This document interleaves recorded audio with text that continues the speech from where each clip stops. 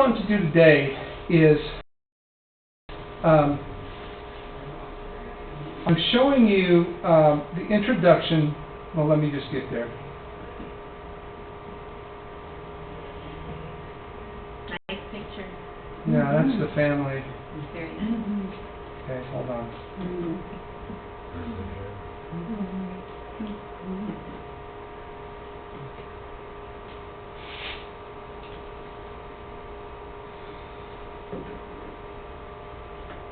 Give me just a second, I'm sorry. I got to make sure I get this play.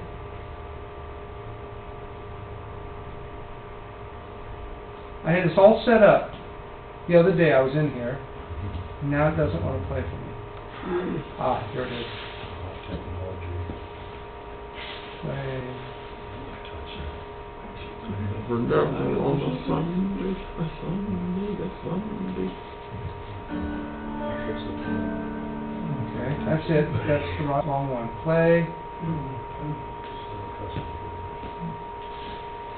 There's no time on Sunday mornings to come in here and double check all this. Play slideshow. Come on, you're supposed to show up in there.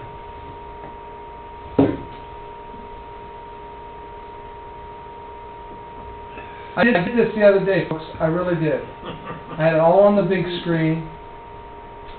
Are you going to blame this on Murphy? I'm going to blame this on Cliffy. Murphy's Law. Cliff's Law. Cliff's Law. Cliff's Law. When things go bad, Blame Cliff. they go very bad. Okay, see if I can get this. Give me a second. I'm so sorry. Keynote. Edit. Window. Need to swear for you? Oh, I can swear enough on my own thing. But I'm a professional. You are. You know, we could just talk about something else. Yeah. Oh, it's here. It's going to show up right here. It's just a little. It's an introduction. Just ad lib it. It's like, You do a little dance. I don't know why it's changed. I had this open the other day. You could show us how to weld pipes or something. Okay, here's what we're going to do. If you all could move in more, I'll just say that and we'll watch it on my TV screen. Because I want you to see this. This is an interesting show.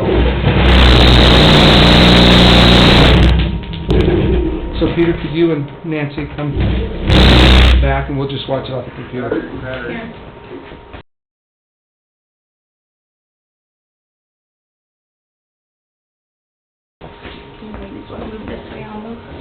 Yeah. What I'm showing you is I wanted you to get a sense of what I was doing before I became a pastor. And even before I was doing interim work, okay?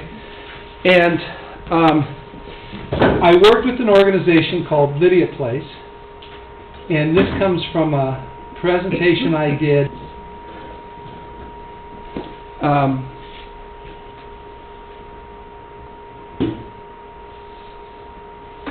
okay, so this sort of gives you an introduction to what Lydia was. He's a biblical, he's a character in the New Testament. Yeah. Acts 16:14. Dad?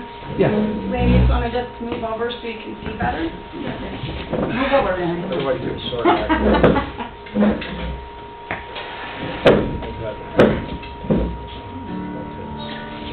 It's your fault because you didn't pray hard enough this morning. Can you Can you hear that? What?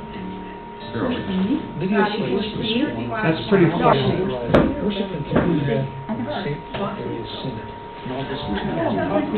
Yeah, that's going to be pretty hard for everybody talking. Yeah.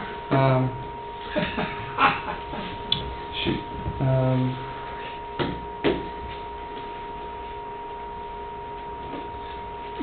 So I'll just tell you the story first, and then we'll get into the video some other time.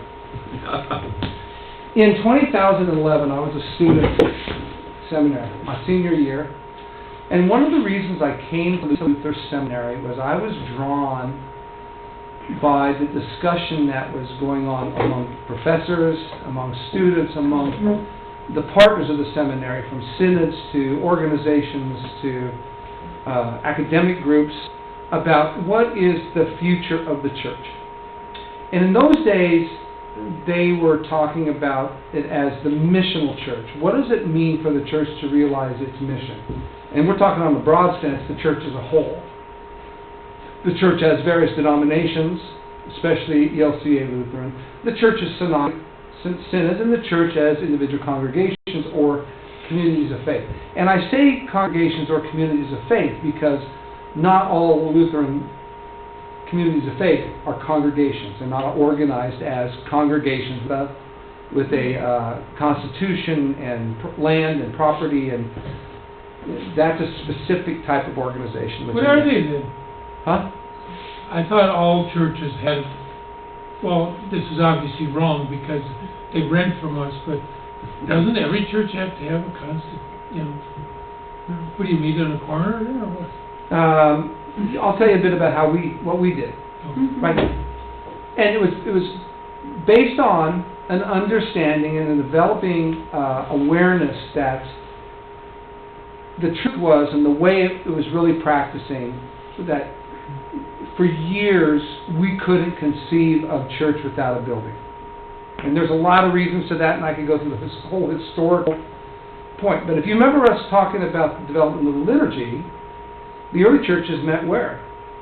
In houses. It was a house church. It was just a gathering of people at somebody's house. Churches gathered in forests. Churches gathered in public spaces. Because the church, the ecclesia is the Greek name, it means gathering. The gathering of people.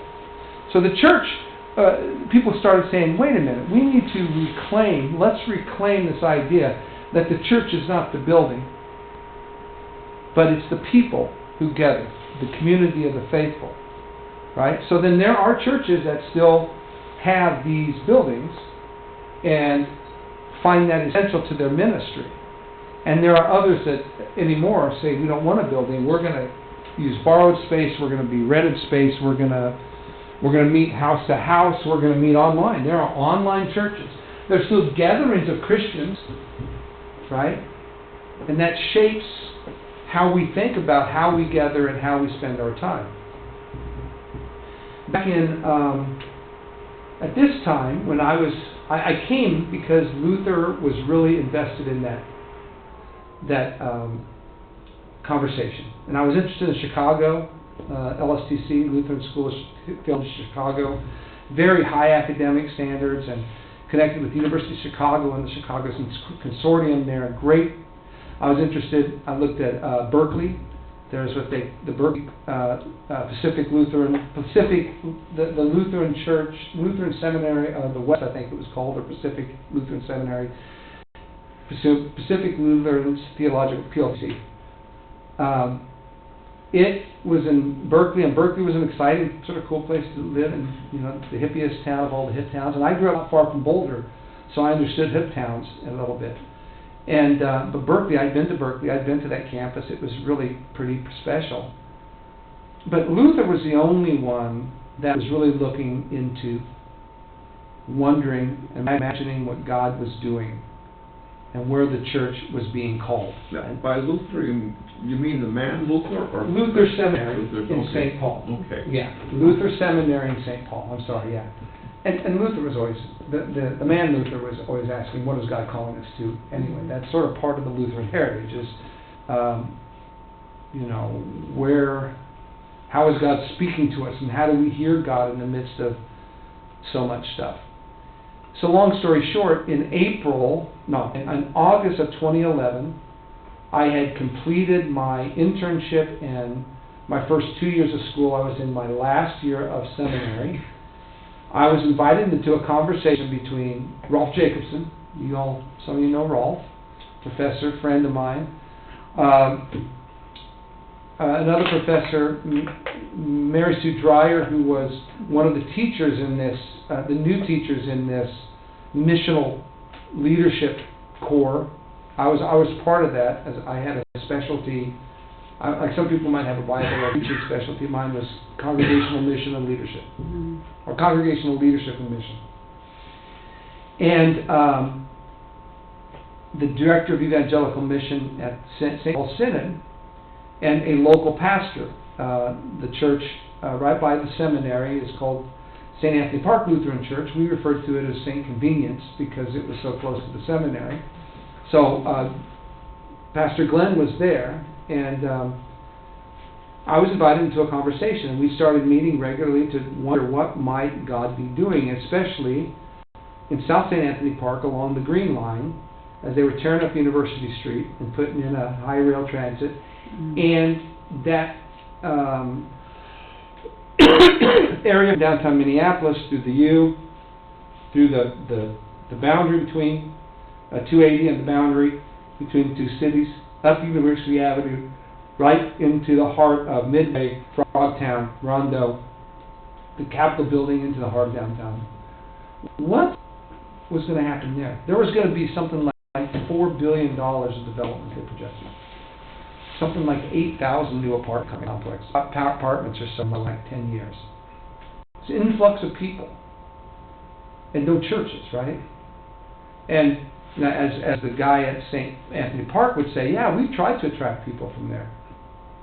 Okay, and that's an important thing. We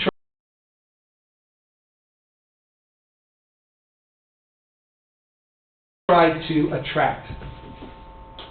I think that's a key concept with where the church's been over the years, is thinking that it is our job to attract people to the building where they can encounter the community, encounter the church. But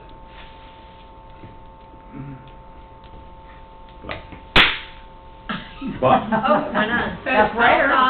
it's a battery that's loose. But attractional ministry was beginning to fail. We were beginning to see that if you built a ministry around attracting people, so often it became less authentic to who you really were, because you're bringing in smoke machines and rock bands and coffee kiosks and all this stuff to get people to come, right? But less and less did you have authentic relationship and community build out of that. So the question was, what do we do down here when you're going to have a light rail ferrying people through and from the city, and people living in apartments, lots of people living in apartments, and where they might be interested in some sort of spiritual community, some kind of faith community, and what would that look like for which we figured would be mostly young millennials, or now they call them Gen Zers, and people who are in graduate school or just out of graduate school in their first careers, maybe some folks who are downsizing as they get older, who move to neighborhoods like that where they have access to rapid transit and certain amenities, shops and stuff close by, pop-up. We have the Newman Center, but that's right in campus. Yeah, a Newman Center is a campus ministry. That's not really a church, is it? Newman Center is a ministry of the Catholic Church. It's a church. Is it? Yeah, it just follows a specific. I was very active in the Newman Center in Columbia, Missouri, but it's a campus ministry. Mm-hmm. We have a campus ministry on campus. We were more saying the people in South St. Anthony Park, University and 280, either side to the university. You know, what's for them? And that's a tough decision. I mean, you buy a church and hope they come. That doesn't work anymore. People don't show up at our door who are 24 or 30 saying, gosh, I'm really looking for a church. It happens now and then. Mm-hmm. But we learned that, and I learned over time, we started researching that people are looking for community and relationship that's grounded in an openness to help them explore how God might be involved in calling them to their lives, instead of saying, this is the way you have to do it. There's an old, I didn't bring my pen down. There's an old adage in the church I grew up, and I would say this church that I grew up is probably very similar to the church we all grew up in. There was, behave, believe, behave, belong. So, the scholars have worked this out. But the idea was that when you joined a church, the first thing you needed to do was learn to believe what they believed. So we have catechumenate, and we have first new member classes, and we have long confirmation classes for kids, so they can learn to believe the right things. And when you believe the right things, what do? You behave the right way. You know when to genuflect, you know when to pass the peace, you know what songs to sing, you know how the church works. You know what you're expected of you from each congregation or each movement or each denomination. And when you know how to behave, then you can belong. Well, what happened is as the years went by, more and more people started struggling with some of the things they were told they had to believe. So you get this mass exodus of the church. Struggling with the things they were told to believe because they couldn't quite make sense of it in today's world, or they saw the church more and more as disingenuous and two-faced. How can this church ask me to love my neighbor when I harm children? How can this church, you know what I'm saying? And the church, in these examples of sexual abuse and impropriety and misuse of money and all the things that the church has done, well, and this is broader. I mean, this type of erosion of trust in public institutions, including the church, started when we all were young. I was really young, right? Think about the sexual revolution and what was being called into question. Think about the civil rights movement and what was being called into question. Think about the Vietnamese War and what was being called into question about our country and giving and sacrifice. Are these boys being sent to Nam? For what reason? Right? But wait, you're talking about the recent past, the 60s. As far as the Catholic Church goes, I think that's been going on for centuries. Well, I mean, the Reformation is part of that. Huh? The Reformation is part of that. Well, a friend of mine who studied to be a priest and walked away, he blames a lot of this, I don't know why, on that thing they did in 60, you know, the Vatican II. Yeah, Vatican II. He said, when he left the church, I said, why did you leave? And he said, because all my friends who I considered good people were leaving, and their nutcases were staying. Mm-hmm. He said that he, as much as John Paul wanted, you know, I think what he did was good. But his point, from the insider side, said they take the wrong people. Well, you know, in perspective... Or to be a priest, no, that's different than... Right. Well, I'm talking recent history, leading up to where I was coming into seminary and being formed as a leader. We can say, if all of us, when we went through the liturgy, we saw the changes in the church, right? We saw the changes in the church from house church to alignment with Rome and alignment with power, and then how that built where the church and the state were virtually inseparable, and then they were against each other, and then all of a sudden comes this Reformation that blows so many things out of the water and leads the way, and not that it leads, but the Reformation is tied to Enlightenment thinking and this idea that I think, therefore I am, and so the center of all being and understanding is my own human mind.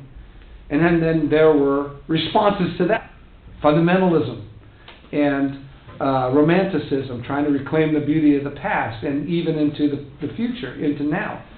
So, and I don't have time to go through that, it's really complex, but what happened is people were beginning to see that the communities that were, new communities especially, and old communities that were thriving, and not struggling, not finding themselves like running out of money, and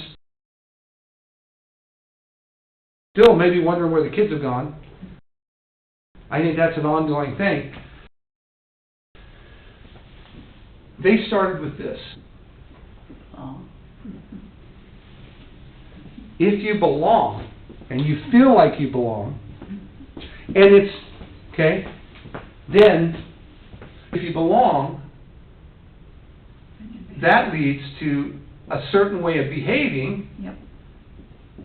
because you are part of a community, which leads to helping you understand the beliefs and buy into and accept the beliefs and claim the beliefs that are in your life, that are the mark of the community.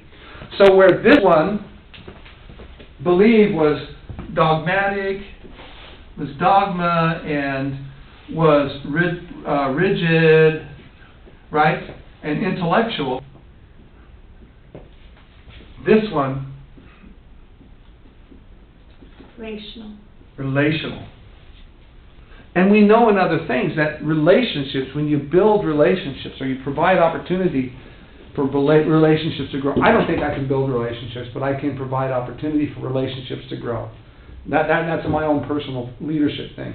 I call them holding environments. Environments where people can come together and the Spirit can make those relationships happen.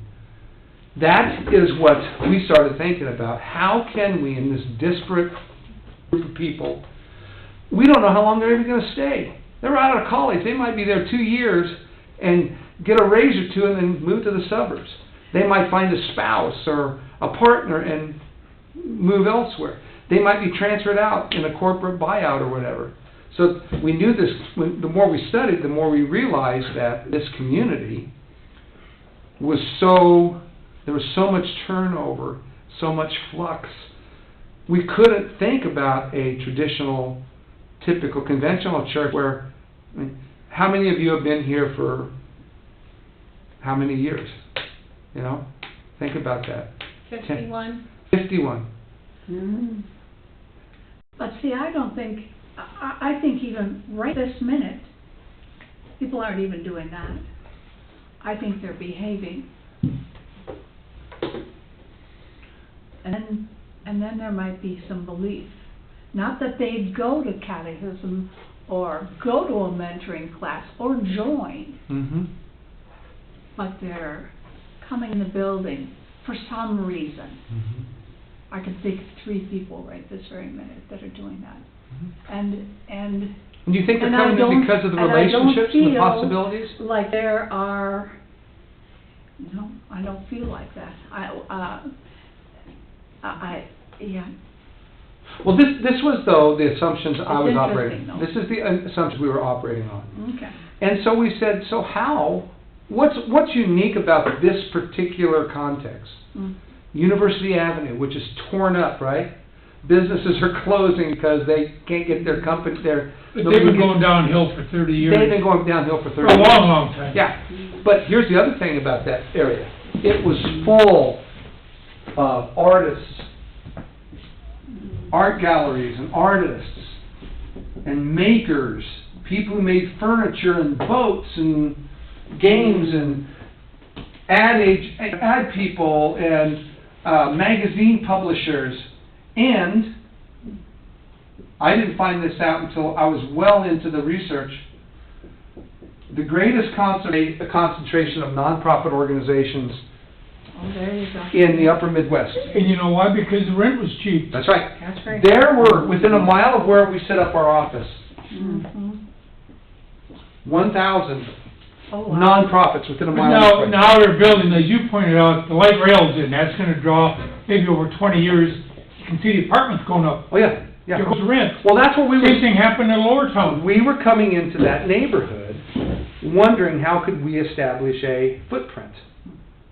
But the people you might be going after are leaving because they can't afford to rent. No, not necessarily. Mm-mm. Not necessarily. The people who were already there weren't engaged anyway, or they were engaged elsewhere. There weren't that many of them. There were a couple artist communities.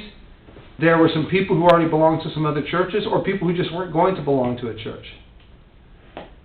And then we started thinking, we looked at demographics, we looked at all this. This is bringing my advertising and all of, how do you give a message to a community? I used to do a lot of research-based stuff.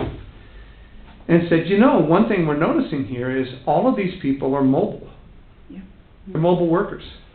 Their office, like mine, comes with them. is this.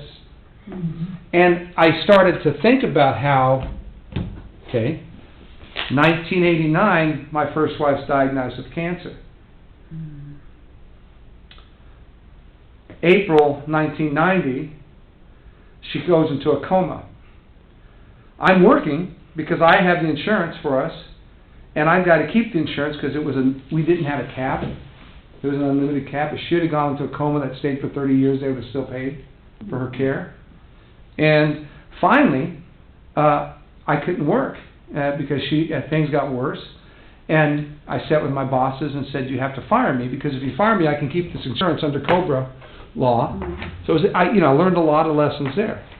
The minute the word got out in the street in the Dallas-Fort Worth advertising community, I got calls. People want me to come work for them, but people want me to freelance for them. So I bought my first Mac, sat down. I did my first job for a company called StatCat, a company that made black and white stats for the print industry and color separations, and it was an interior. I wrote a big book that had all kinds of sheets, and it was sort of witty and that kind of thing. Big, bright, bold colors and beautifully printed. And the best folks in town started calling because I worked at the best firms. I had a little reputation in town, a good reputation. And and the rest of my career, I worked out of my basement or out of a coffee shop or out of a park as long as I had a laptop. That's what I did. And I billed by the project, and I found ways to be more efficient than anybody. I didn't bill by hourly. I'd say, "This is the project," and I'd say, "I think it's going to take me so many hours of concept time, that costs so much an hour, and so much of writing, that costs so much an hour, so much of proofreading, and that costs so much an hour." And I had, and they'd sign off on it, and I'd say 50% up front, 50% on completion, and that's how I made a life. And I could sometimes work 8 hours a week. And You were the original gig worker. well, I was one of the early gig workers because I had other people doing that who were photographers and Yeah, designers long and ago, illustrators. Yeah, I was a gig worker. Well, there's all these new gig workers. But I also noticed with myself and some of the other gig workers I knew, we felt isolated because we worked at home, most of us. There weren't a lot of coffee shops with internet. There wasn't internet, actually. When I started, I had FedEx and fax, and I had the first AOL account. And it was terrible. I couldn't do much of it. And this was 1991 when I set up my first shop in the mountains. In Dallas, it was all FedEx and fax and delivery people, Or I'd go in and work in somebody's office for a couple of days. So I lived that life. I knew how isolating it was personally. Now, maybe that was exacerbated by the fact that I was newly widowed, struggling with grief, trying to figure out my place in the world. Why, God, did you take her instead of me? I'm just a dumb writer. She was an optometrist. She helps people see. I just try to sell them an earwax tool or whatever the client would be. And a lot of begging, a lot of negotiating with God, and I never did win any of those. And but my faith grew during that time, and I realized there had to be an outlet for that faith. And I got it because my best friend's a pastor, and several of my other best friends are pastor, and I could get with them. And they could say, "Oh, you ought to read Paul Tillich." So I'd go get a Paul Tillich book, and I'd read some deep theological thing, and it satisfied me. It worked with me. So as we're sitting there, we're thinking, my God, there's a lot of people like that out here now, more than ever. More than ever. And because, and this is 10 years prior to COVID. So we said, why don't we think about co-working space in that community as a day-to-day space where people can come and work side by side, share, it's community, share our workspace, and share tables and coffee, and they pay in a little bit to help pay the rent, but it also becomes a place where we have space and time to sit down and say, where is God in the midst of your work? And so we started that. We called it Lydia Place. And we were in a little building off of University Avenue, not far from Russell and University, Raymond and University, Well, right across the street, oh. right across the street from, we were right across the hall from the, Keys, huh? Keys, We were down the road from Keys. No, I'm thinking about the, the old high rise. well, Seal High Rise was there. They were close. But that, we were, to the south of that, we were right. Waldorf used to be up there. Who? Waldorf, but that was a big building. Waldorf was big. So, I thought you were Narl- for, what Narl happened? You pro-choice- moved from, Narl pro-choice was in our building. And then we were across from the American Civil Liberties Union and started doing things with them because they were really interested in freedom of faith and choice. You know, they were good people.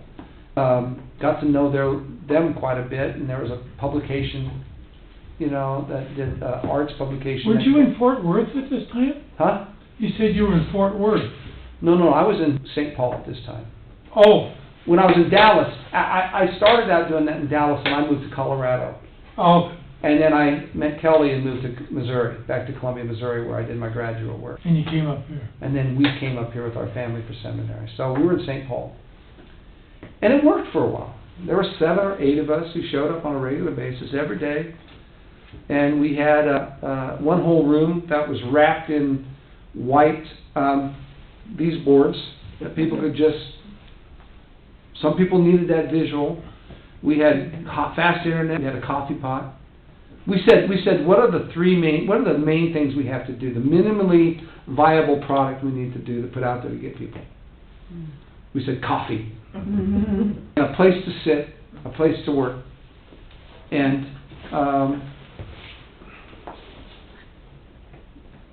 relationship. And we built relationships. Some of those guys who first worked with me back in 2014 are still engaged in some of the work I continue to do on behalf of Lydia. They're still doing some of the practices, several of them. And others are connected. We had students go through there, through the seminary and all. Were you a minister at the time? I was, yeah. I You were- was oh, you were. I was finishing up school, waiting for ordination. And I started I was an unordained mission developer for 4 months, and then I was called. It was a part-time. We couldn't get enough money from anybody. We pleaded. Nobody could figure out what we were. It just was too weird. You know, it was too weird of an idea for people, churches and foundations to Well, give us money. these other people with you also ministered? One was a workforce development consultant. One was a minister. One was a workforce development consultant. Another guy was into real estate, working on his career. Another guy worked. He was right out of school. He ended up going to work for the organization in town that has to do with gay and lesbian rights within the Lutheran Church. What's the name of that organization? Anyway, he went to work for them as the executive director's assistant, and now he's a pastor. I mean, he's finishing up seminary 10 years later. He was thinking about it. There are other people who came and worked. And Reconciliation in Christ? No, it's not Reconciling Christ. He worked for Reconciling Christ, RIC. He worked for their executive director. His name is Ryan Merle. He's married to another man. He's living in Boston area now, finishing up his MDiv at Luther, through Luther. Anyway, we had this small group of people, but we found that our small space we could afford, which is about half the size of this, was about all that 8 people could handle. Well, we were trying to figure all that out. We were solvent. We were having Wednesday morning worship, these brilliant discussions. We started this huddle practice where people were making some amazing. I'll talk about huddle someday. But a practice, a spiritual practice that I still indulge in twice a month. We 2 different groups. That helps us discern what God is doing as a community. And we thought things were going pretty well. We were feeling pretty good about it all, and thinking about how we're going to get more money, how we're going to expand, get better coffee, the most important things. At the same time, we had started, I had got the Flesh Pots to come over, and we were doing a beer and hymn event at a brew pub down there. So that was the introduction to that. Well, one day we got a call, and it was from a woman named Linda. And Linda says, "Listen, I'm a writer, and I heard about your place. I'd like to come and check it out. Please come." Well, she come in, and when she got there, immediately you notice that things were not, this was no standard individual. There was something else going on with her. And the first thing she announced was, number one, that I am incredibly bipolar. And so I want you to know that. And I live at Seal High Rise because it's a public supported housing, and they allow people, people like me with some sort of mental disability, emotional disability can live there. She's very bipolar. So bipolar that at one sentence she'd say, boy, this place is just so wide open, I'm not sure I can work here. And then she'd turn around and say, but it's so closed in, it makes me claustrophobic. We had this beautiful discussion. She was a writer who'd never been published, who grew up outside of Buffalo. Her dad was a farmer. She wanted to write stories of growing up on the farm in Buffalo. And she brought some scribbles. And we offered to say, we'll find a way to publish you. You know, we'll help you get published.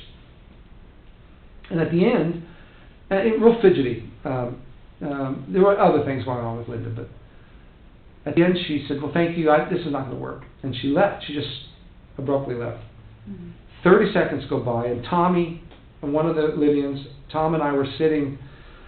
We had taken an old round table, put it on some cinder blocks, and put a bunch of lounge chairs around it. We called it the fireplace, or the fire ring, you know, so we could sit around this ring. That's where we communed, and that's where we sat and talked. It was a comfortable place. And Tommy had gone to the EU and set design or something, interior decorating. So he had all these ideas about bringing in funky old furniture, and I just let him do it. 30 seconds go by, and she pokes her head in the door, and she says, hey, you're a church, aren't you? And we said, yeah, we're a church. We're part of the ELCA. We're a new, synodically authorized worshiping community. She says, well, I live at Seal High Rise. I told you that. We're a bunch of poor people. We don't have any money. Nobody cares about us. We haven't had church at Seal High Rise for 2 years, or 3 years. And when the last people who brought church there left, and I think it was the Catholics, they took their damn piano. I'll never forget that. And then she said, would you be our church? Now, of course, we're hip, co-working, right? We're thinking co-working, hip, high-tech, relational. And now we have a bipolar woman from a public housing community saying, will you be our church? And Tom and I looked at each other, and he just sort of nodded, and I said, sure. And 3 weeks later, we had our first Sunday worship at Seal High Rise on Labor Day weekend in 2015, I think it was. How many people came? 11. You know, we never had more than 14. Sometimes it'd be 4. Never had more than 14. But we kept that up until COVID. We haven't been able to figure out how to get back. I haven't been able to figure out the time to get back there on Sunday afternoon to lead worship. Are these all people with special needs? Well, not all. Some are just poverty. Yeah. Some are just in Well, poverty. good for you, for sure. But the other thing that's happened with our Lydia, I have pictures. I can tell more of this story. The other thing that's happened over COVID is we've lost. We're down to 3 former active members. They've either moved or died. And sadly enough, like Davey died and nobody found him for 2 weeks. Oh, man. That happens in these facilities.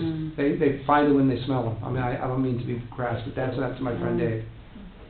And I've got all these beautiful stories, but all of a sudden we were brought into a different type of church. We weren't building a building. We were going into the community hall of a smelly, grungy, somewhat frightening public housing community with people yelling at each other and people breaking in, and we're worshiping. And you know, some of the stories that have come out of that have been just life-altering, beautiful people. And I'll tell you those stories over the time. But as it began to grow, and we showed up every week, and it was me and my guitar, and we worshipped, we started asking our question, what's this about? We have been sitting here saying, God has called us to, we feel that we've been called to this co-working thing. But right flat in front of us, we've been invited into something else, and we said yes. What does that mean? And we started dwelling on that as a community, the people who were engaged in the Lydian place community, and continued to go to Seal on Sundays. And I had already spent a lot of time in the neighborhood getting to know people like in the community council and foundation and business owners and some of the other faith leaders and stuff. But we just couldn't quite figure out at first. But then we said, you know, maybe we aren't called to do co-working. And that's just another tool for something else. And that other tool is to be open to what the Spirit is bringing us. That was the key thing. Can we as a community be open to what the Spirit is bringing to us, to the invitations that are coming in the Spirit, and to be trusting enough, because I was never confident about any of this. I'd do things, I'd say yes to things and go, how in the heck is this going to work? I have no idea. What is the bishop going to think? You know, when I'm singing at a funeral for a guy who died of a drug overdose, who was into the occult, who's at this funeral is being run by Wiccan priestesses, and the Lutheran pastor is singing a song by a nursery rhyme by James Taylor that the mother used to sing to this son. You're invited into that, and you say yes, and you go, right? But out of that meeting alone, 3 or 4 good relationships came out. That were people who were saying, well, I was surprised to see a pastor here. And say, well, you know. Do you feel you were in competition with some other, to Salvation Army, or Not maybe with the Union Gospel Mission down there? Yeah. See, Union Gospel and Salvation go out looking for specific people. You're waiting for people to come to you. No, we were following the invitations of people who were asking us to come into things. Right. It's a little different. And we quit being so focused on, here's us, and here's the horizon, and we picked out that point in the horizon, and this is where we're going. Right? And what happens when you do that, then your focus is sort of blind. You sort of have your blinders on. Right. And we sat, and this took time. This took a lot of time in prayer and thought and discernment and study. And we all of a sudden realized that we're not being called to any one specific point, but we're called to be nimble enough so that if God puts something in our vision there, we can follow it. Or here, we can follow it. Or we can pivot around to here and follow it. Okay? Now, we were set up to be nimble like that. We were a church that had a mortgage and a big building to think about, and generations of relationships that need to be nurtured. Right? We're starting out in a different way. But that was the basis for where Lydia began to, and it's too late now, but that was the basis that led me on this longer journey, and to a bunch of practices and a bunch of understandings that I began to think, how might they be embodied or applied to conventional church, to congregations like this one, to congregations under transition like the interim congregations. What is in the tool bag? What can we use to help us figure out not to be so caught up in our own woes and concerns and fears, or our tightly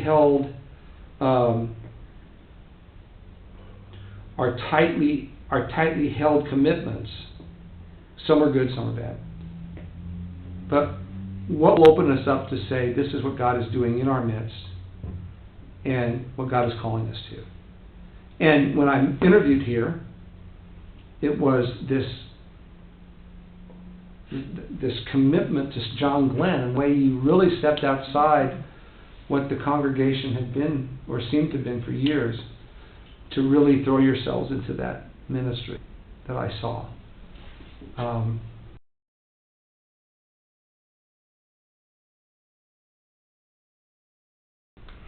But the question is, then, we started thinking about this. How can we, and we call them holding environments, right?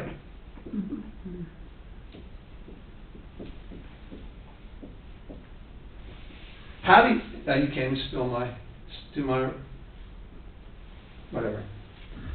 How do you put together some kind of environment where people feel like they can come to it and trust it, and with that, let the Spirit start to work to build the relationships? I'll never say I brought people to Jesus like they do in the South, right? How many people have you brought to Jesus? I had a buddy who's sort of a Southern Methodist. How many people have you brought to Jesus, Scott? I said, none. Spirit brings them to Jesus. All I do is proclaim. I don't have that power. Sorry. But I do have the gifts of maybe bringing people into conversation, of seeing opportunities when they jump forward, and the childlike trust enough to step in and say, we can do that. We call that the radical yes, by the way. People want to be radically hospitable. Well, hospitable, if you're radically hospitable, 99 out of 100 times, people think about that. I'll welcome them into my place, my space, which I control. The radical yes is to say, yes, I'll step into your environment. I'll go to Seal Higher Place. I'll step into the shantytown in South Africa like I did.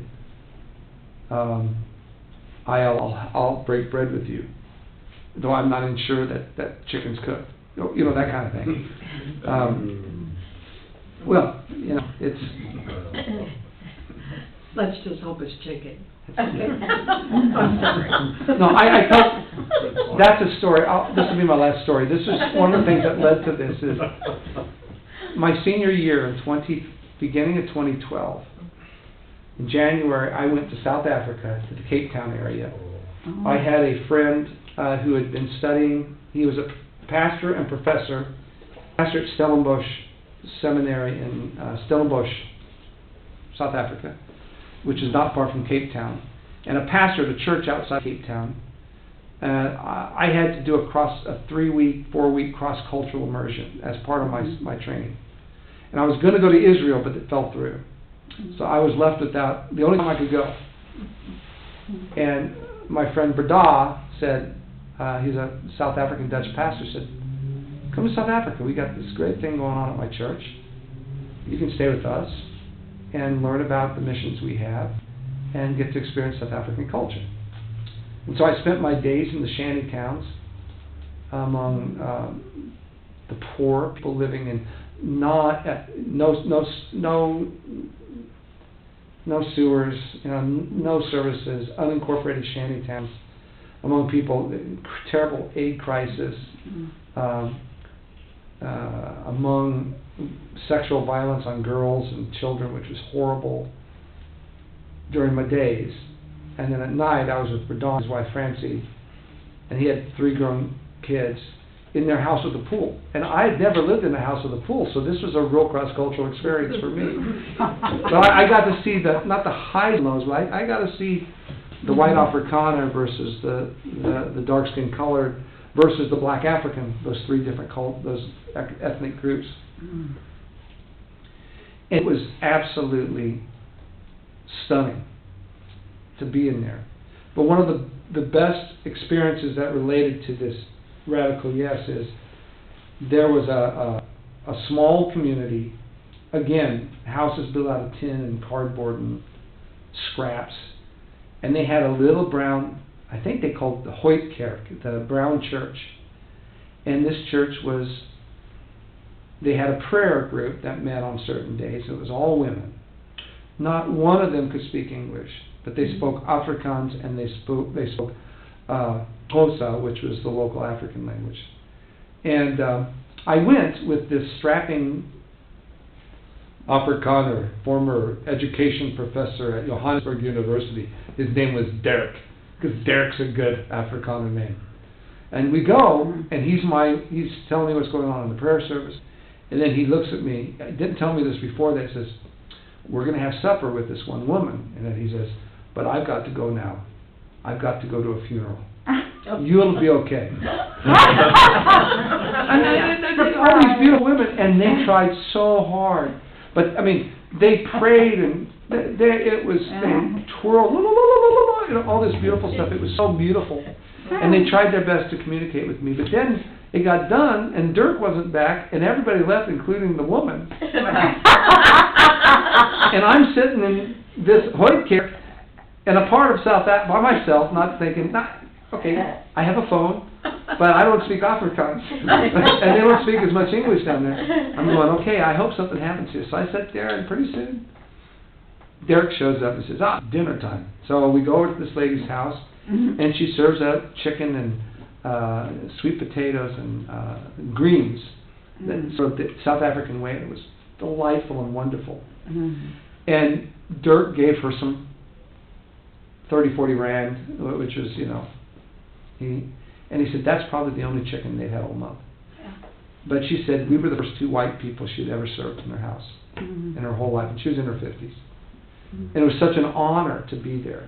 Her welcoming me into the house and to experience that in a way I've never experienced, got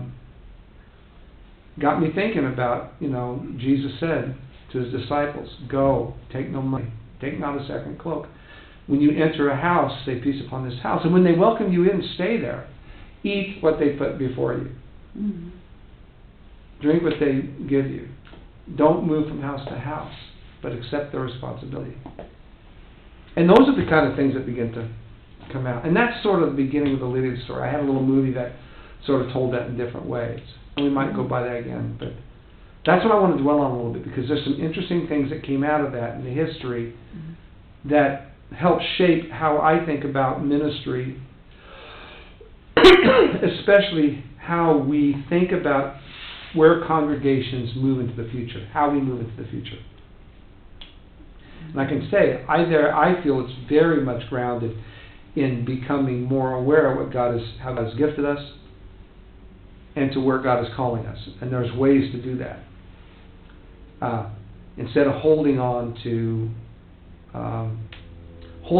certain things that maybe we don't need to hold on anymore to. Yeah. And sharing our building. Sharing our building. Hey, we got a new Latino congregation starting next week. Oh. Yeah, Sharing your what? Sharing the building. Yeah. I mean, Ebenezer, you know, Lydian. that was, we never thought about that.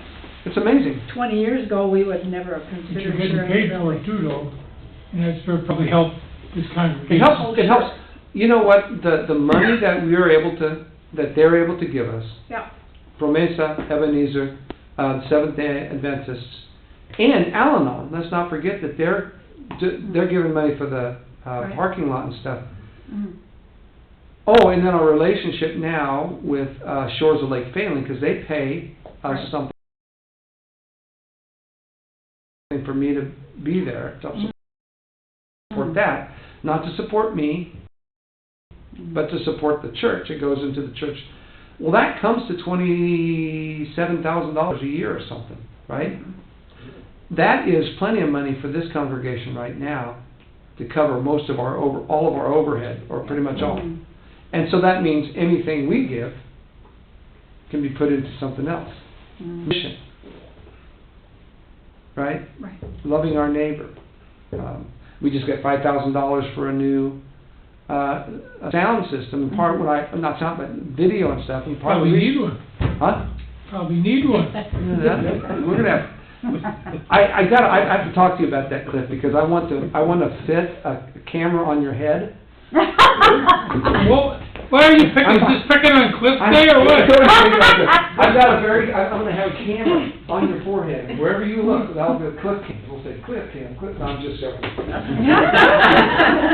can see what you're looking at. You see what they treat you when you get old? I figured it was because you were tall. I think it's because you're tall. Oh, No. yeah. What about the curly one? How do nobody's hacking at him? Well, yeah, Mike's back. my uncle falls asleep. You mess with this guy, he'll just hit you with a pipe. Yeah, you don't see it from where you are in the church, but about halfway through my sermons, I look over and just I thought you were gonna scare half the people off with your sermon today. Think so? It was, I liked it, but I don't think a lot of people like it. That's why they're all down here at the mega church. Mega church where you feel With their good? credit cards, people tell them what great people they are, and they can have 10 Cadillacs and, let this guy down. You didn't do that, that's good. Well, it's the gospel as I hear it. I mean, you know. Well, it's, But we don't have to prove ourselves. We don't have to do that. We don't have to be chasing after that stuff. We are called well, a to lot do of something people else. do. We're called to love our neighbor. Question. And I had a question. One more question, and we gotta go, because it's 12:30. I had a question. Yes, sir. Do you think the world is better off because Christianity is here? Yeah. I do.